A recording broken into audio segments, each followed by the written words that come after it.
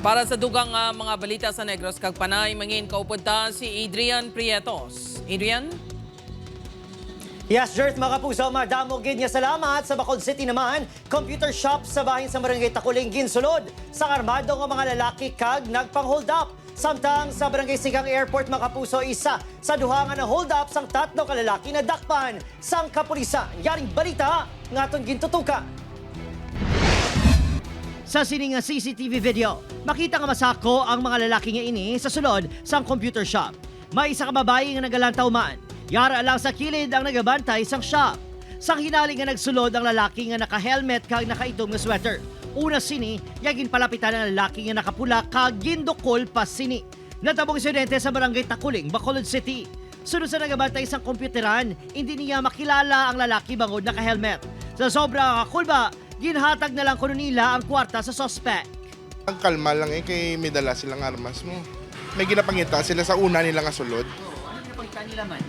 Tao, natanaw nila mga player kung sinong itsura.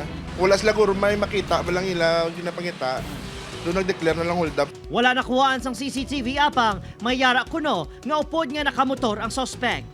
Bangod sa natabo, limitahan na ang operasyon sang shop. Wala gilayon gin report sa kapulisan ang natabo. Rason nga wala pa man gilayon may imbestigaran sa kapulisan ang natabo. Aresado ang 25 anyos si alias Lito, residente sang Barangay Tangob, matapos itudlo nga isa siya sa duha ka suspect nga nag-hold up sa tatlo ka mga lalaki sa Purok, Kapalaran, Barangay Singkang Airport, Lunes ng gabi.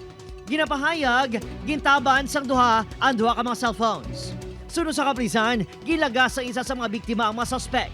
Natumba si alias Lito samtang nagatuyo pa ang daron ng motorsiklo rason nga nadakpan. Nakapalagyo naman ang upod sini. Nabilin ang motor abi kay isang malagyo na sila. Ang isa ka biktim magtry nga lakson. Siguro narattle siya, gani nga natumba siya. Ginpanginwala naman sa suspect ang reklamo batok sa iya. Hindi. Ano lang? Ang mga... Hindi ko ito kilala ng kawat. Pasakan reklamo nga robbery hold up ang suspect. Na-recover ang isa ka cellphone samtang nataban sang nakapalagyo nga suspect ang isa. Opod Kiril Casilio, Adrian Pretos, 1 Western Visayas.